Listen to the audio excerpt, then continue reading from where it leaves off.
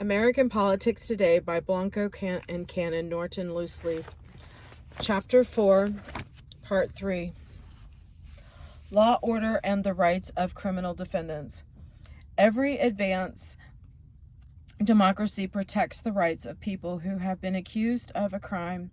In the United States, the due process rights of the 4th, 5th, 6th, and 8th Amendments include the right to a fair trial, the right to consult a lawyer, freedom of self-incrimination, the right to know what crime you are accused of, the right to confront the accuser in court, and freedom from unreasonable police searches.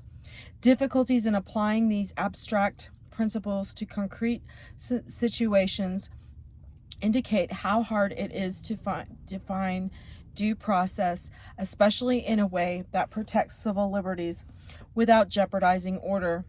The difference between abstract principles of due process and their specific application also raises difficult political questions. Most people endorse the principle of due process of law and general ideas such as requiring that police legally obtain any evidence used in court. However, when the court applies these principles to protect the rights of criminal defendants, there is a public outcry that too many suspects are going free on legal technicalities, such as having to inform a suspect of his or her right to talk to an attorney before being questioned by the police. The 4th Amendment, unreasonable searches and seizures. The 4th Amendment says, the right of the people to be secure in their persons, houses, papers, and effects against unreasonable searches and seizures shall not be violated. Over the years, the court has provided strong protections against searches within a person's physical space, typically defined as his or her home. With the introduction of new technology, telephones and wiretapping, then more sophisticated listening and searching devices, the court has had to confront a broad array of complicated questions. It has attempted to achieve a balance between security and privacy by requiring court approval for search warrants while carving out limited exceptions to this general rule. See the Take the Stand feature. Searches and warrants. Under most circumstances, a law enforcement official seeking a search warrant must provide the court with personal knowledge of a probable cause of specific criminal activity and outline the evidence that is the target of the search. Broad, quote, fishing expeditions, unquote, for evidence are not allowed. Police searches inherently involve a clash between a public safety and the private freedom from the government intrusions. These issues came to the fore with passage of the USA Patriot Act of 2001 after the terrorist attacks of September 11th. Several of the most controversial parts of the Act strengthen police surveillance powers, make it easier to conduct sneak and peek searches. The police enter a home with a warrant, look for evidence, and do not tell the suspect of their search until months later. Broaden internet surveillance, increase the government's access to library, banking, and medical records, and permit roving wiretaps for suspected terrorists. Most police searches without warrants occur because suspects consent to being searched. Officers are not required to tell a suspect that he or she may say no or request a warrant. Other cases in which the courts allows a warrantless search include conducting a search that happens at the time of a legal arrest and, quote, is confined to the immediate vicinity of the arrest, unquote, collecting evidence that was not included in the search warrant but is out in plain view, searching the passenger area and passengers of a car if the driver has been stopped for a traffic offense, and searching school lockers with probable cause. The Supreme Court recently upheld strip searches after arrest and before the suspect is put in jail, even when there is no suspicion of illegal substances. Dissenting justices argued that, quote, the humiliation of a visual strip search, unquote, after being, quote, arrested for driving with a noisy muffler, failing to use a turn signal, and riding a bicycle without an audible bell, unquote, should not be allowed under the Fourth Amendment. In 2013, the court ruled that a DNA swab of an arrested suspect is simply for identification and therefore is no more intrusive than a photograph or fingerprint. The late Justice Scalia, a strong defender of privacy rights, argued in his dissent that DNA evidence could be used to identify the arrestee as a suspect in an unrelated crime, and therefore the standard of individualized suspicion should hold before the swab can be taken. The court has generally made it easier for law enforcement officials to conduct searches without warrant. But two important decisions in the other direction were a 2014 case that required a warrant to search cell phones of people who are arrested, and a 2012 case that required a warrant to place a GPS tracking device on a vehicle. In the later case, the FBI suspected Antoine Jones of selling cocaine, so agents placed a tracking device on his vehicle without a warrant, monitored his movements for 4 weeks, and then used the evidence to convict him. Jones was sentenced to life in prison. While the court required a warrant in this specific case, the basis for the majority's decision was fairly narrow. The placement of the device was a physical trespass, unquote, and the lengthy monitoring of his movement constituted an illegal search. The court provided additional protection for privacy in 2018 when it ruled that a search warrant is required to access a cell phone location records. While the ruling made exceptions for emergencies such as bomb threats, active shootings, and child abductions, the 4 dissenting justices feared that law enforcement officials were losing an important tool in fighting crime.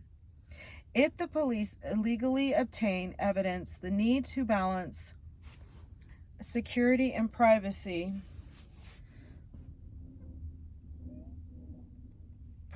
becomes concrete.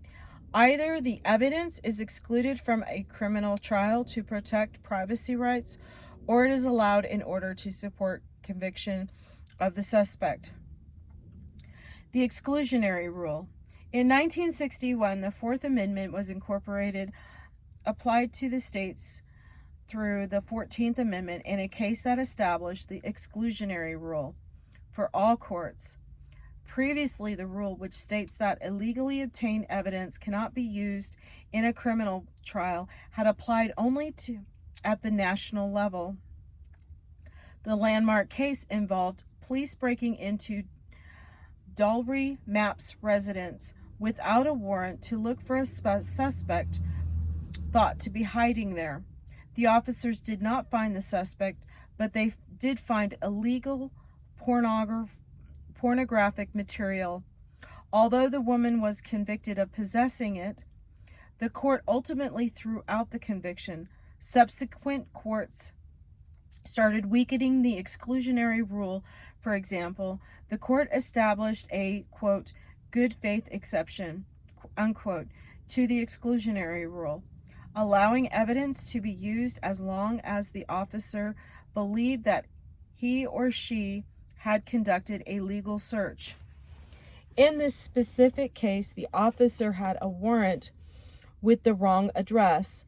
The bottom line is that the exclusionary rule remains in effect, but lately it has become easier for prosecutors to use evidence obtained under questionable circumstances.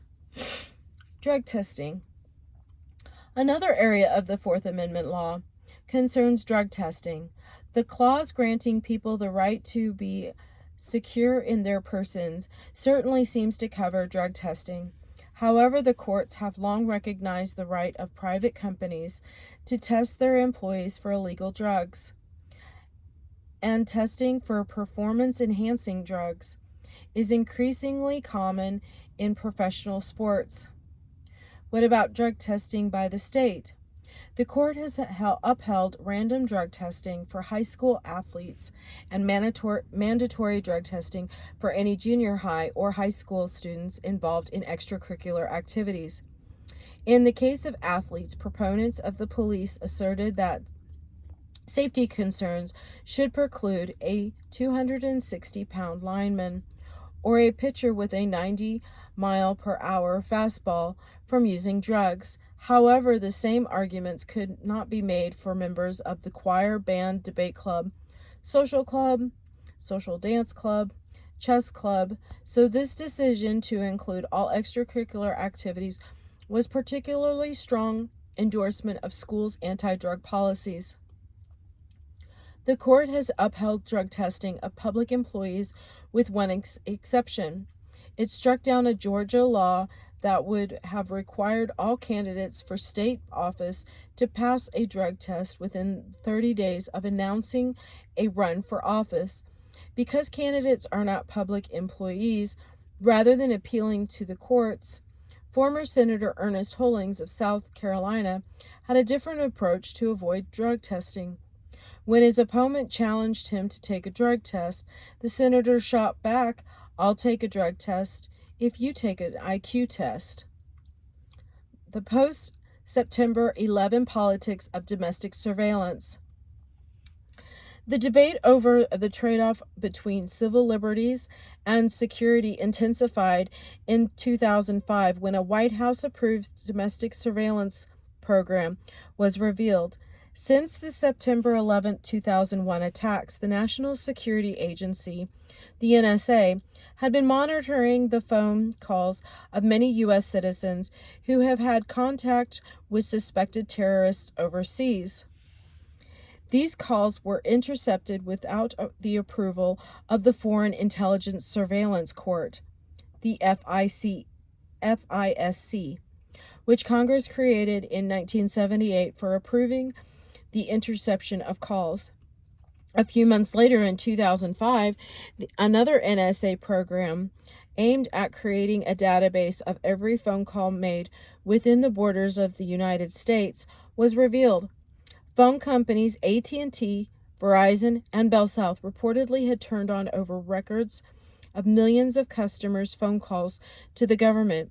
In 2013, classified information revealed by Edward Snowden showed that the NSA had been monitoring the phone calls of German Chancellor Angela Merkel and other leaders of allied countries, in addition to collecting email traffic in the United States that contained the email address or phone number of a foreign target. In April 2017, the NSA announced that it would no longer collect information on communications that simply mention someone rather than being sent to or from that person, so-called, quote, about searches, unquote. It also would discontinue, quote, backdoor, unquote, searches in which conversations and internet data from Americans get swooped up in the course of monitoring foreign targets. However, early in 2018, when Congress reauthorized the foreign surveillance for an additional 6 years, it opened the door to allowing, quote, about collection and backdoor, unquote, searches to start up again. Critics warn that phone surveillance may be just the tip of the domestic surveillance iceberg, because the government might be monitoring travel, credit card, and banking records more widely than we think. As you can imagine, the debate over domestic surveillance has generated intense disagreement. The idea that the government is everywhere may seem threatening if you are concerned about protecting your civil liberties. Or it may seem reassuring if you are more concerned about national security. Either way, the issue will remain significant in your daily life for the foreseeable future. The Fifth Amendment. The familiar phrase, "I plead the Fifth," has been a part of the criminal justice system since the Bill of Rights was ratified, ensuring that a suspect cannot be compelled to provide court testimony that would cause him or her to be prosecuted for a crime. However, what about outside a court of law? If a police officer coerces a confession out of a suspect, is that self-incrimination? Coercive police interrogations were allowed until a landmark case in 1966. Ernesto Miranda had been convicted in an Arizona court of kidnapping and rape on the basis of a confession extracted after 2 hours of questioning, in which he was not read his rights. The court overturned the conviction, saying that the police interrogation is inherently intimidating, and in these circumstances, no statement obtained from the defendant can truly be the product of his free choice. To ensure that a confession is truly a free choice, the court established Miranda rights. If police do not read a suspect these rights, nothing that the suspect says can be used in court. Over time, the court has carved out exceptions to the Miranda rights requirement because the public has viewed the practices as, quote, coddling criminals and letting too many people go free on legal technicalities. However, in 2000, the court rejected Congress's attempt to overturn Miranda by designating all voluntary confessions as legally admissible evidence. The court ruled that not in Congress has the power to determine constitutional protections for criminal defendants. The justices also affirmed their intent to protect the Miranda rule, saying, Miranda has become embedded in routine police practice to the point where the warnings have become part of our nation culture, unquote. Another Fifth Amendment right for the defendants is protection against being tried more than once for a particular crime. This double jeopardy prohibition was extended to the states in 1969. However, prosecutors can exploit two loopholes in this civil liberty. One, a suspect may be tried in a federal court and state court for the same crime. And two, if a suspect is found innocent of one set of criminal charges brought by the state, he or she may still be found guilty or the same or similar offenses based on civil charges brought by a private individual. The final part of the Fifth Amendment is at the heart of a legal debate over property rights and eminent domain. The clause says, nor shall private property be taken for public use without just compensation. For most of American history, the civil liberty has been non-controversial. When the government needs a private property for a public use, such as a highway or park, it may enforce physical takings by making a property owner sell at a fair market value in a practice known as eminent domain. But lately, a controversial interpretation of the takings clause has attempted to expand just compensation for regulatory takings as well. For example, if the Endangered Species Act protects an animal whose habitat is on your land, you would not be able to develop that property, and thus its market value would probably drop. Therefore, the argument goes, because of this law, the government has taken some of your land's value by protecting the species, so the government should compensate you. The issue became especially controversial around a case involving a development project in New London, Connecticut. A working-class neighborhood was sold to a private developer to build a waterfront hotel office space, and high-end housing. But a homeowner sued the city to stop development.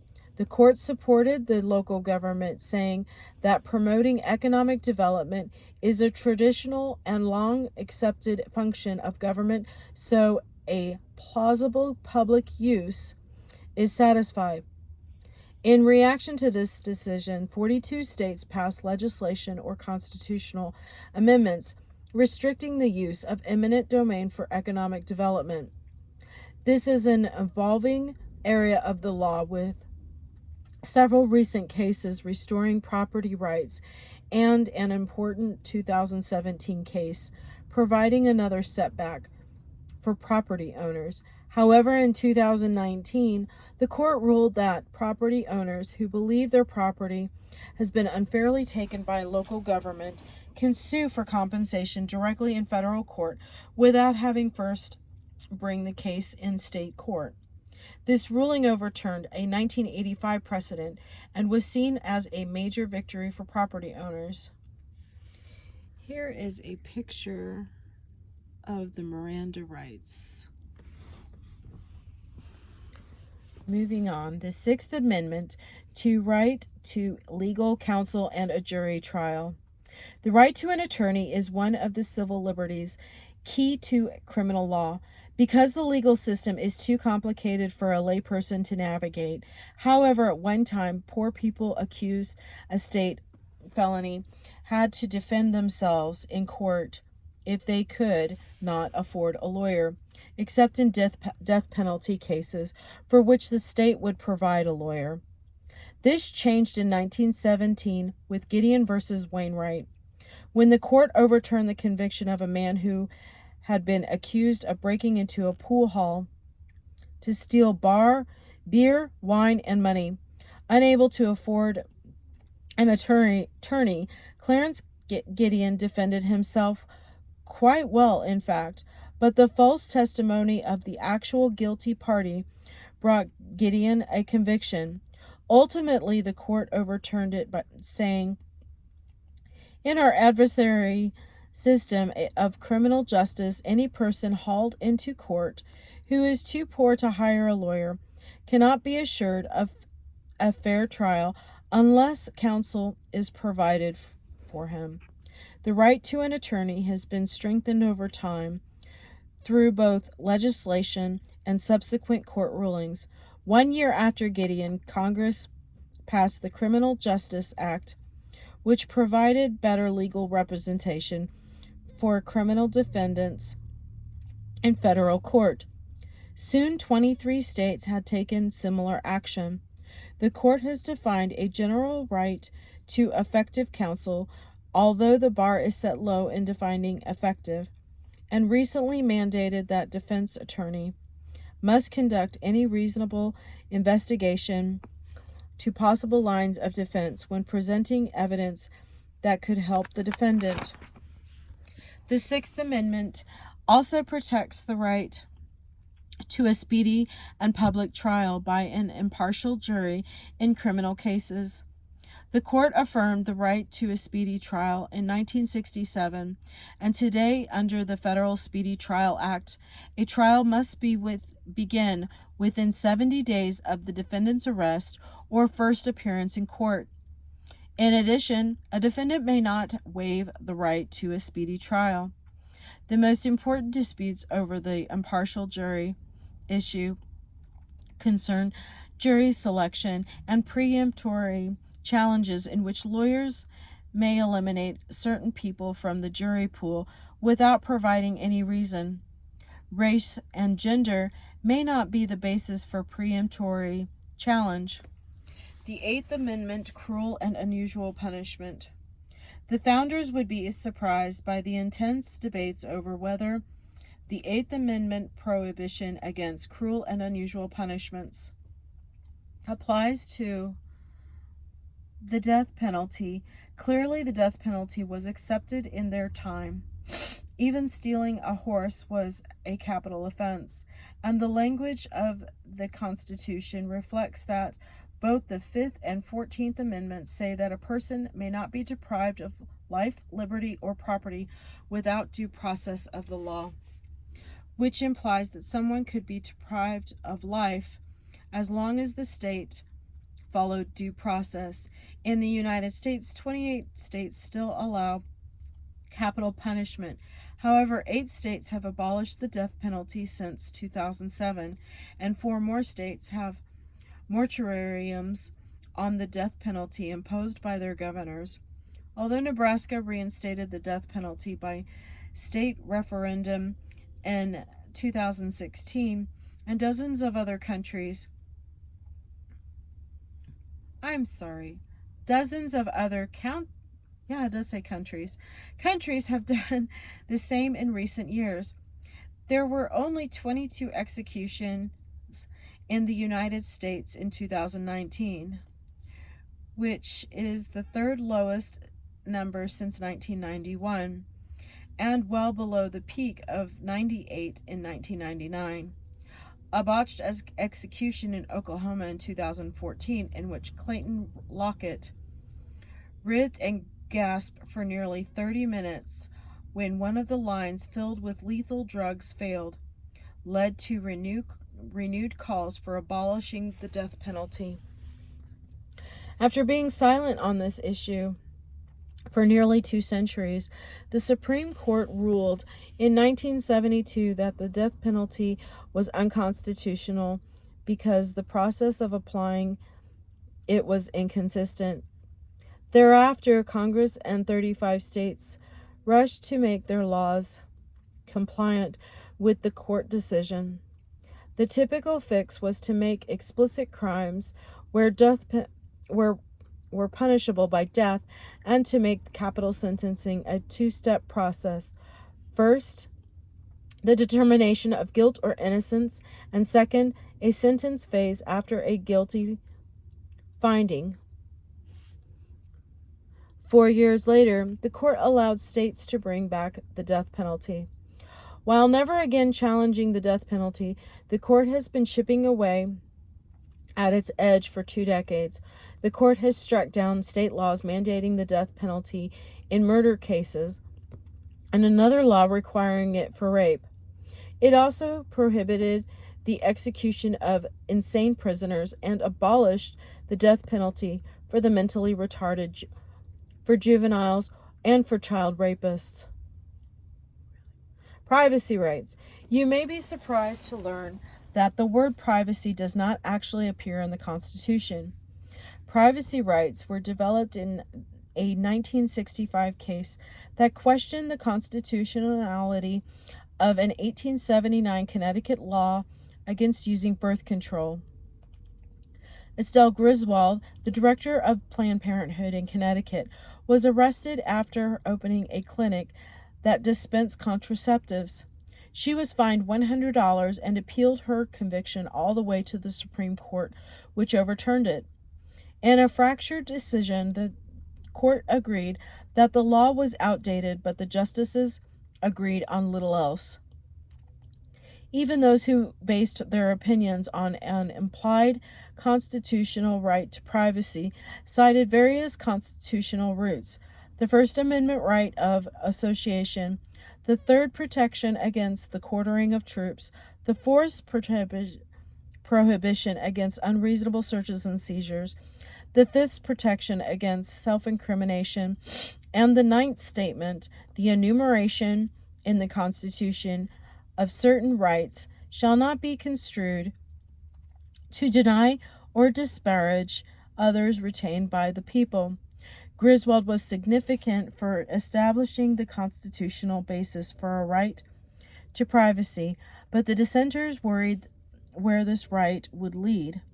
Justice Black warned that privacy is broad, abstract, and ambiguous concept that could be shrunken or expanded in subsequent decisions as the judges determined what is constitutional on the basis of their own appraisal of what laws are unwise and unnecessary. Abortion rights. 8 years after Griswold, the landmark ruling in Roe v. Wade struck down laws in 46 states that limited abortion.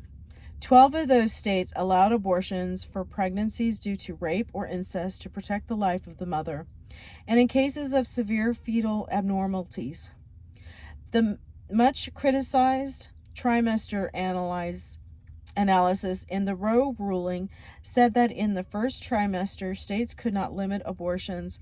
In the second trimester, states could regulate abortions in the interest of the health of the mother, and in the third trimesters, states could forbid all abortions except those necessary to protect the health or life of the mother.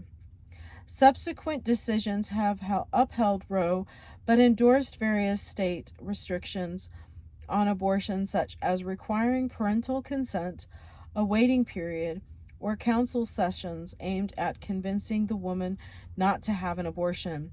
See what they would do. The facts say. Feature for more on restrictions currently in effect. Most significant, the trimester analysis of Roe has been placed by focus on fetal viability, when the fetus would be viable, generally at 22 or 23 weeks. States can ban abortions, except where it is necessary in appropriate medical judgment for the preservation of the life or health of the mother. Laws passed in 2013 by Arkansas and North Dakota limiting abortions as soon as a fetal heartbeat can be detected as early as 6 weeks were struck down. In Arkansas and North Dakota, limiting abortions as soon as a fetal heartbeat can be detected as early as 6 weeks were struck down by federal courts, but laws in 19 states now ban abortions at 20 weeks, in apparent contradiction with Roe v. Wade. Since Roe, most political action concerning abortion has taken place in the courts, but that could all change if the Supreme Court overturns this decision. Overturning Roe would shift the politics of abortion back to the state legislators and make it even more highly contested political issue. One effort to force a challenge to Roe was a personhood amendment to the Mississippi Constitution that defined life as beginning at conception. However, the amendment was soundly defeated in a statewide vote in 2011. The pace of the state restriction on abortions accelerated from 2011 to 2013, with no more than 200 limitations on abortion services. In 2013, 22 states enacted 70 new restrictions, including a requirement that abortion doctors have admitting privileges at local hospitals, which would close up 1/3 of abortion clinics in affected states. In 2016, the Supreme Court struck down the latter as an undue burden on the right to an abortion. In June 2020, the Supreme Court also struck down a Louisiana law that would have limited the number of abortion providers in the state to just one. In his deciding vote, Chief Justice Roberts cited precedents in his decision, pointing to the fact that the court struck down a similar law in Texas in its 2016 decision, when Justice Ruth Bader Ginsburg died shortly before the 2020 elections and was replaced by Amy Coney Barrett. Abortion opponents believed they might have the fifth vote needed to overturn Roe v. Wade. Gay rights. Gay rights have typically been seen more as civil rights, that is, freedom from discrimination, than a civil liberty. So the issues will be discussed in the next chapter. However, a recent court ruling established very broad privacy rights for sexual behavior. The case involved two Houston men who were prosecuted for same-sex sodomy after police entered one of the man's apartments upon receiving a false tip about an armed man in an apartment complex and found the two having sex. Under Texas law, sodomy was illegal for homosexuals, but not for heterosexuals. In a landmark ruling, the court said that the liberty guaranteed by the 14th Amendment Due Process Clause allows homosexuals to have sexual relations. Freedom presumes the autonomy of self that includes freedom of thought, belief, expression, and certain intimate conduct. 5 members of the majority signed onto the broad due process reasoning of the decision, while Justice O'Connor wrote a concurring opinion in which she agreed that the Texas law was unconstitutional, but on narrower grounds, with the broader due process logic, 13 state laws that ban sodomy were struck down. While privacy rights may not be as firmly grounded in the Constitution as the freedom of speech or religion, this evolving area of the law has provided important protections for millions of Americans. These civil liberties also remain among the most controversial political issues in our nation, contributing to our observations that politics is conflictual. Unpacking the conflict. Considering all that we've discussed in this chapter, let's apply what we know about how civil liberties work to the example of free speech on college campuses introduced at the beginning of this chapter. Can controversial speech on college campuses be limited? How can we explain this conflict? The issue of free speech on campus raises difficult questions of balancing interest and drawing lines. Speakers' interest in making their voices and opinions heard must be balanced against the university's interest in public safety and students' interest in protecting other students from hate speech. The First Amendment is applicable in these instances because the speakers in question are lecturing at public, that is, the state government institutions. This puts many universities in a difficult spot. They would rather not allow these controversial speakers, especially because the high cost of providing security. However, the First Amendment protects the political speech, and the Supreme Court has established that it cannot be prevented unless there is a direct incitement to imminent violence. Even association with previous acts of violence, as in the case of Richard Spencer, is not sufficient grounds to prevent speech. You exercise your civil liberties every day, whether speaking in public, going to church, being searched in an airport, participating in a political demonstration, writing or reading of an article in your newspaper, or being free from legal police searches in your home, because civil liberties are defined as those things the government cannot do to you. Defining civil liberties is a political process. Often the process is confined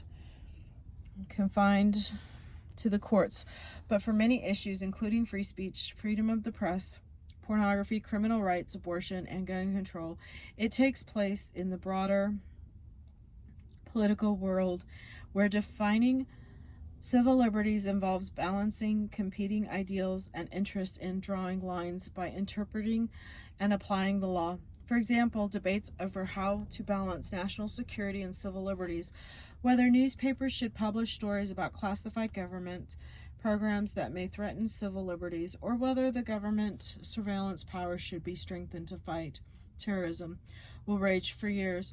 Other cases, such as protests at military funerals or the protection of the due process rights of suspected criminals and terrorists, illustrate how difficult and politically unpopular it can be to protect our freedoms and liberty. Nearly everyone would agree that the behavior of the members of the Westboro Baptist Church is completely outrageous, but protecting the freedom of speech is easy if you agree with what is being spoken. It becomes much more difficult if the freedom protects the rights of Nazis to march in Skokie, defends a person accused of a heinous crime, or gives a white supremacist like Richard Spencer a platform. This is the end of Chapter 4, Part 3.